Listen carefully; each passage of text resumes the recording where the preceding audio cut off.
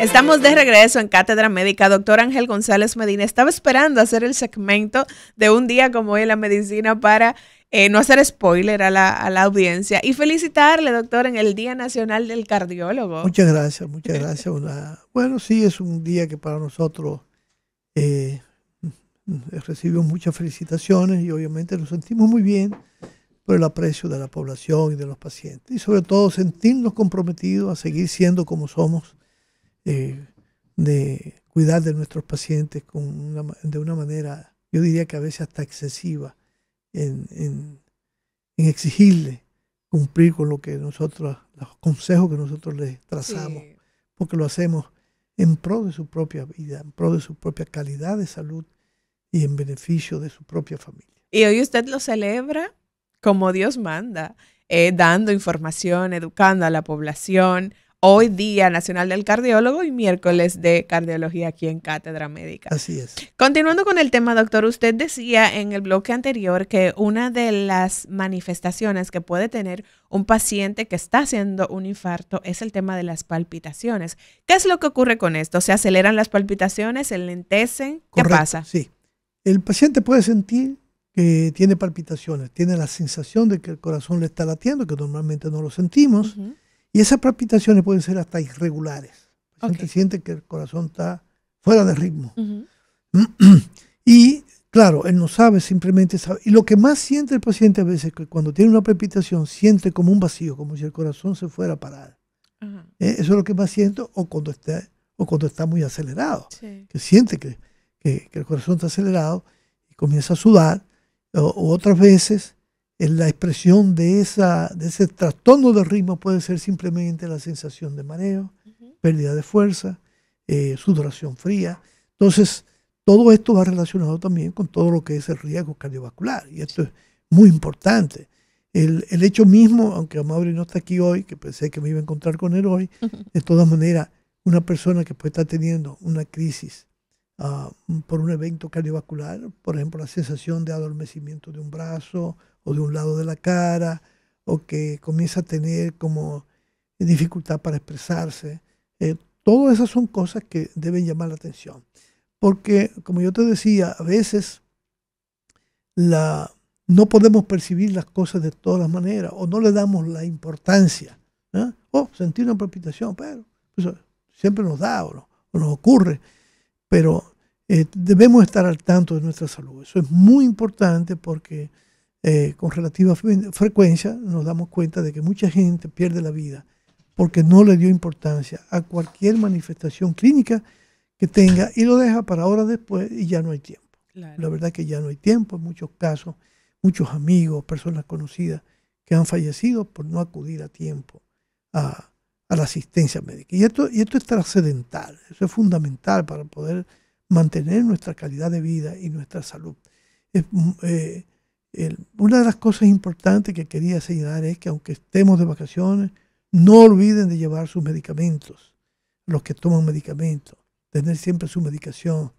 Eso es tan fundamental como ponerse la ropa. Claro. O sea, si usted va a salir, pues lleve su medicación, no deje para después, porque sabemos que sobre todo los Viernes Santos se hace más difícil conseguir una farmacia abierta, la posibilidad de conseguir sus medicamentos que esté tomando, no solamente el medicamento de la presión, los medicamentos para evitar que tenga un evento cardiovascular como la aspirina o otros antiagregantes plaquetarios, si está usando anticoagulantes, y sobre todo su tratamiento para la diabetes, su insulina, si está usando insulina, uh-huh, porque esto es muy importante para evitar tener eventos cardiovasculares que puedan comprometer su vida. Doctor, aquí en esa parte me gustaría que usted pudiera aclararle a la gente que nos escucha hoy, porque cuando una persona que tiene una condición ya cardiovascular y lleva un tratamiento, decide que va a hacer un desarreglito y se va a tomar un par de tragos, doctor, dice, no, yo no me voy a tomar la pastilla hoy porque si voy a tomar alcohol, entonces el efecto de esa pastilla se pierde cuando tomo alcohol. ¿Qué hay de cierto en esto y qué riesgo corre el paciente de no tomarse la medicación y encima tomar alcohol que no está recomendado en pacientes cardiovasculares? No, el riesgo es muy alto. Su medicación es lo primero y el alcohol es después. Y usted no tiene que tomar en exceso para poder disfrutar. basta que usted esté disfrutando con su familia, con sus amigos. Yo creo que la mayor felicidad que uno puede tener, sobre todo en estos tiempos, es compartir con su familia, con sus amigos, de una manera sana, en la que usted puede tomar un par de tragos o un trago doble sin que eso implique un mayor riesgo. No aconsejamos que beba, pero si lo tiene que hacer, hágalo con prudencia. Y no Eso deje la es lo más pastilla, importante. que no deje la Y su pastilla. pastilla, obviamente, no puede dejarla. Nunca, nunca, nunca debe dejarla porque eso es su clave. Y esté atento a cualquier manifestación clínica que pudiera tener para acudir a tiempo a buscar ayuda médica en cualquier condición en que usted se encuentre. Doctor, cuando hablamos de prevención primaria frente a las enfermedades cardiovasculares, ¿de qué estamos hablando? Bueno, cuando hablamos de prevención primaria, estamos hablando de evitar el desarrollo de la enfermedad, que esto debe comenzar desde la infancia. Es el paciente que está sano, que no tiene evidencia de enfermedad, pero ¿a qué nosotros llamamos evidencia? Porque muchas veces el paciente va, por ejemplo, a un hospital público o en un pueblo, no se tienen todas las herramientas. No es que usted va a comenzar a hacer de todo, porque la prevención primaria también se va a extender, por ejemplo, en el niño, en el adolescente, más bien en la alimentación, la actividad física. Ya en la medida que usted se va haciendo más adulto, las cosas son más importantes. Pero comienza tan temprano. Mira, por ejemplo, hoy las guías nos dicen que, por ejemplo, debemos hacer una determinación de lipoproteína A. ¿Eso qué es? Pequeña. Vamos a ver, doctor. Es un componente de grasa, una partícula que transporta colesterol. Y no solamente que lo transporta, sino que lo introduce dentro de la pared de las arterias. Por tanto, favorece el desarrollo de aterosclerosis desde muy temprano, incluso también de trombosis. Y provoca también, por depósito de partículas de lípido y calcio, enfermedad valvular aórtica. Y tiene que ver también con los eventos de accidente vascular cerebral o con afectación vascular sistémica. Mientras más alto, pues mayor es el riesgo. Y se considera que por lo menos una vez en la vida hay que hacerse esa determinación. ¿Y qué mejor que hacerlo a los 9 años? A los 9 años. Sería lo ideal, porque ya tú tienes Sin tener historia. Sin tener historial. Y si hay historial familiar, con mayor razón. Claro, si no se ha hecho 9 años, porque es un biomarcador que se descubrió no hace mucho tiempo, o por lo menos su utilidad, su evidencia ha sido más en los últimos 20, 25 años, y ya se considera como un factor de riesgo independiente, que tú no tengas más nada. Entonces, eso marca en un momento porque ese paciente debe tener colesterol mucho más bajo.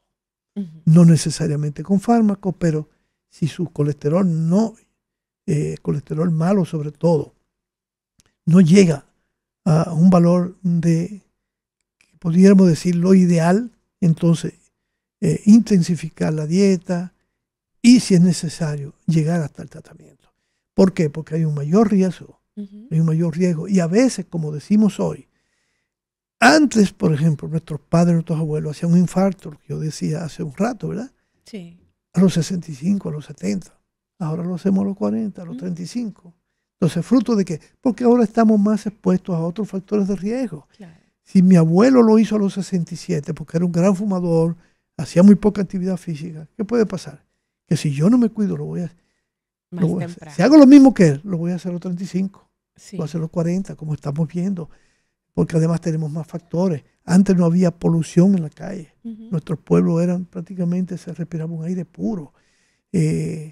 La gente fumaba, pero tampoco no es que... Pero no comía había, más sano, doctor. Comíamos más sano, hacíamos más actividad física, no había la polución, y además la gente, aunque mucha gente fumaba, pero no habíamos ese hacinamiento, ese compartimiento con la gente como están en nuestros barrios, gente viviendo en cuartería, todo el mundo fumando. No es lo mismo, no es lo mismo. Y entonces además el estrés que vivimos, porque cambiamos nuestro estilo de vida. Yo diría que hace 30 años que comenzó el cambiar el estilo de vida en nuestro país. Cuando las tiendas comenzaron a abrir a quedar abiertas todo el día, cambió nuestro estilo de vida. Cerraba al mediodía, comían, no reposaban eso, y después quizás volvían. Tú que eres mucho más joven que yo, ¿qué pasaba? Que había gente que trabajaba en la Avenida Bella o en la Duarte, en la Avenida Independencia, y se iba, tomaba un carrito y se iba a comer a Los Minas. A su Y antes casa. de las 2 de la tarde ya estaba ahí esperando que abrieran la tienda. Ujú. El trabajador, no estoy hablando de la persona que iba a comprar. El mismo empleado ya estaba ahí antes de las 2 de la tarde. Eso lo veíamos en El Conde. Todo lo que pudimos vivir cerca de esas avenidas principales donde había tiendas. Vivimos eso. Ujú. Ahora todo el mundo anda con una bolsita, una mochilita, con el Sí. desayuno, con la comida, para Sí. calentarla.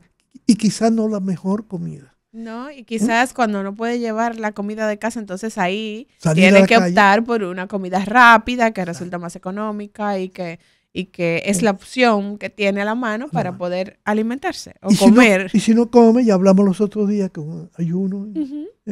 prolongado, entonces lo que le puede traer problemas. Claro, como gente joven uno no siente nada, pero le van a cobrar. Claro. Lo Esa están, factura llega. como yo digo, lo están esperando en segunda base para hacerle out.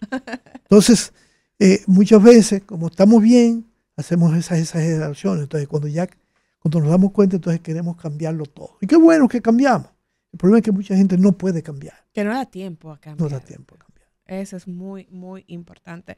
Doctor, cuando planteamos el tema al inicio del programa, hablamos de una guía de prevención cardiovascular a propósito de que estamos en Semana Santa. ¿Hay una guía establecida para prevenir Sí, enfermedades claro, cardiovasculares? claro, porque debemos evaluar del paciente en base a una serie de pasos.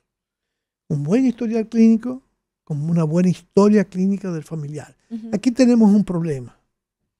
Aquí, por ejemplo, un factor de riesgo es nacer con bajo peso al nacer.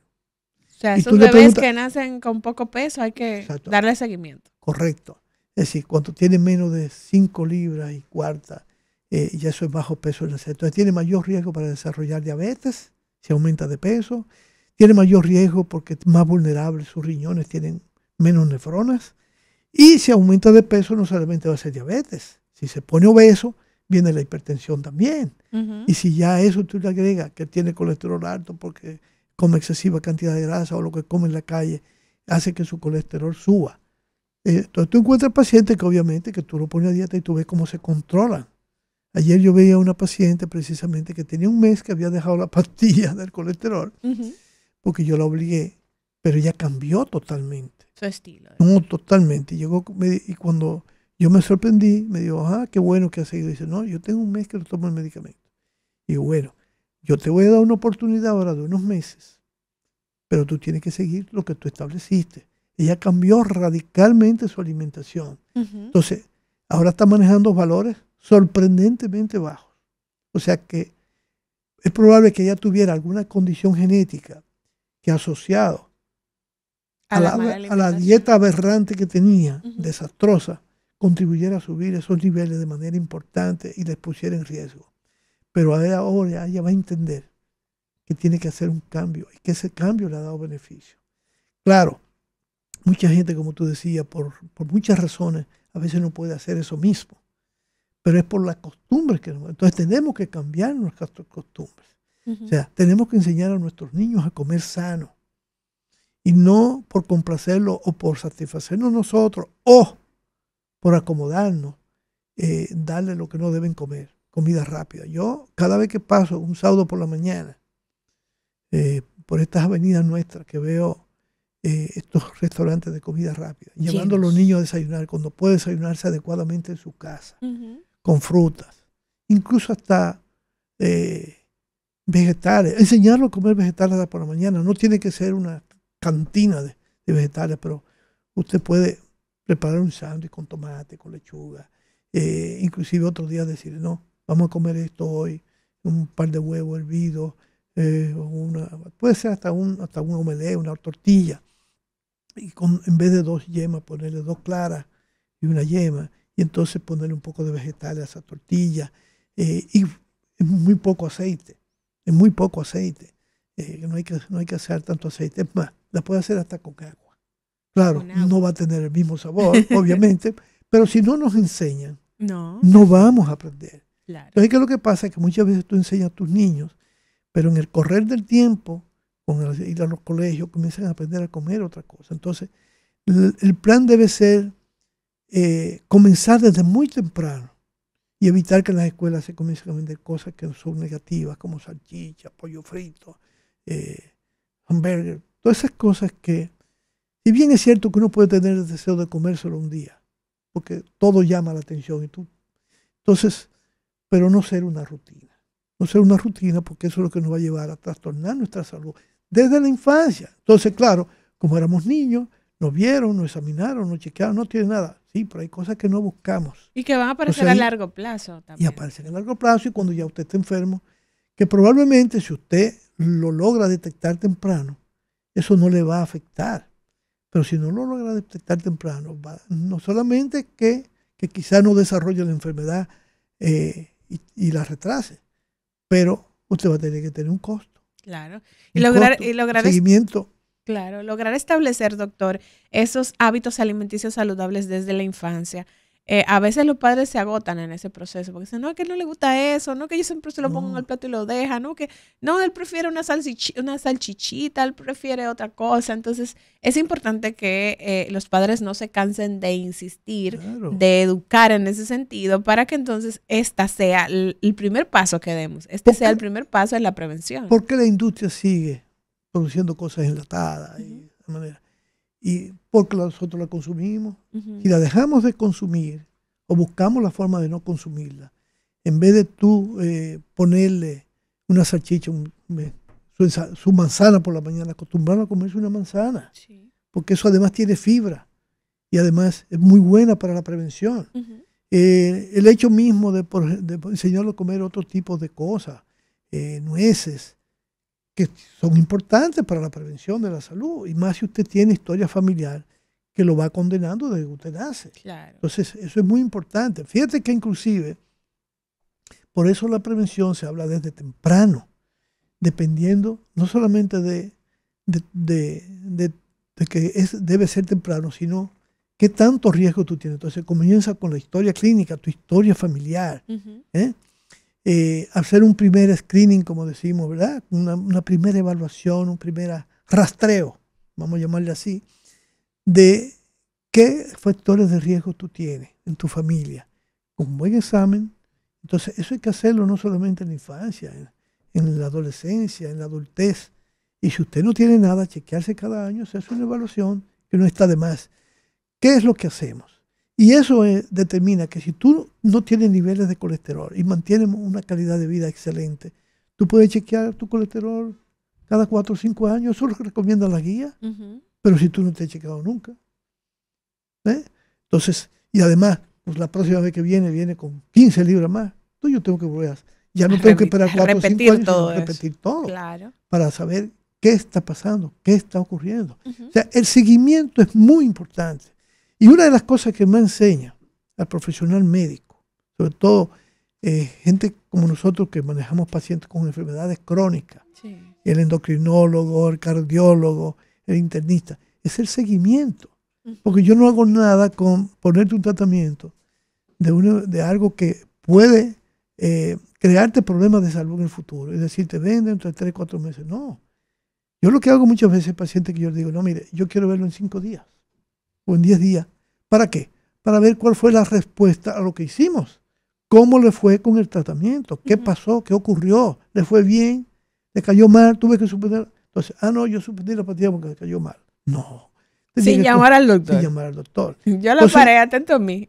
Ay, Dios. Entonces, no es así. Por eso yo digo, yo le digo, cualquier eventualidad, usted trate de comunicarse conmigo. Claro. ¿Por qué? Porque es más fácil que yo lo oriente a qué hacer, a que no hacer nada que pueda traerle dificultades en su vida. Entonces, eso es fundamental. Entonces, hay un screening ese rastreo que hacemos, que es un mínimo, ¿verdad?, de pruebas de laboratorio y una evaluación de riesgo ya con todo eso. Okay. Entonces, evaluamos el riesgo. Claro, los scores de riesgo no son para niños. Yo creo que en el futuro vamos a tener que establecerlo. Y es una meta que tenemos nosotros en el país de hacer un score de riesgo. Después de hacer un estudio en niños y adolescentes, porque no hay score de riesgo para niños. ¿Y un niño o un adolescente puede presentar un infarto, doctor? Puede. Quizá un niño no tanto, no es lo frecuente, no es muy raro, pero un adolescente pudiera tenerlo cuando tiene hipercolesterolemia familiar. Okay. Porque desarrolla incluso patología valvular de aorta y pueden tener un evento ya antes de los 20 años. O sea que en esas familias en donde hay un Claro, historial de claro, hipercolesterolemia, hay que revisar a esos adolescentes periódicamente. claro. Una madre que tenga hipercolesterolemia familiar, Ujú. pues tú tienes que saber cómo van a ser ese niño.